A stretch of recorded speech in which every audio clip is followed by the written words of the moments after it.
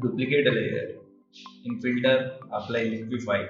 So using a brush, spread the image completely.